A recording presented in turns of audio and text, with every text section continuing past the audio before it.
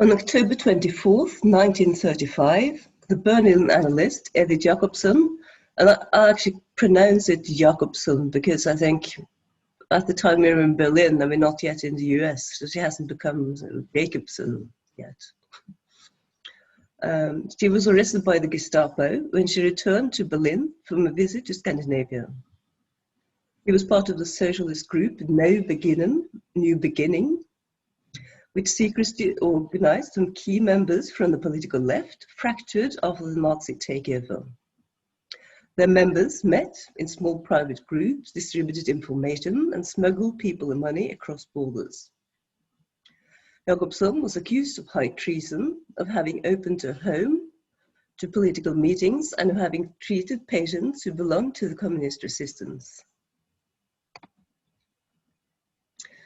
Just as I write this letter, wrote Ernest Jones to Anna Freud, October 30th, 1935.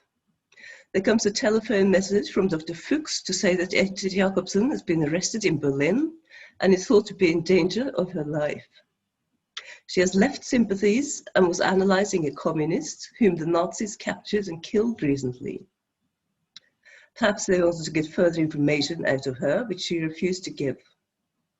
The question is whether she would be in a safer position if it were known in Germany that people in other countries are concerned for her welfare and are, so to speak, watching what's happening.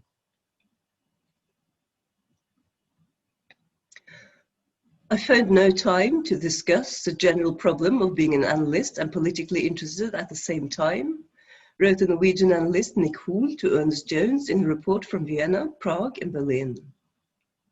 Anna Freud did say that the analysis has to go before all things, but I think it's a too easy and simple formulation of it.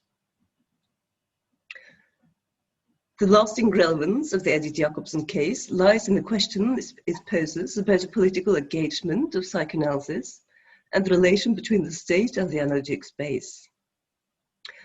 The Norwegian analyst Nic Hoel, later Nic Waal, who had trained in Berlin, was chosen by Ernest Jones to travel to Berlin, Vienna, and Prague to report on the incident. I shall analyze Nic Waal's letters to Ernest Jones, where she reflects on her conversations with Anna Freud, Felix, Boehm, and Otto Fenichel, and part of the relevant correspondence between Anna Freud and Ernest Jones. After Edith Jacobson had been arrested, Nic Waal urged the IPA to campaign for her release.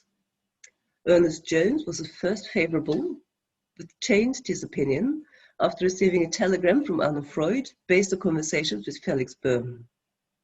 Boehm wanted to avoid any connection between Edith Jacobson and the by then Aryanized German Psychoanalytical Society, GPG, and his line won through. The problems raised by this case about the political content or implications of psychoanalysis, the meaning of neutrality and of confidentiality go beyond the context of the Nazi regime.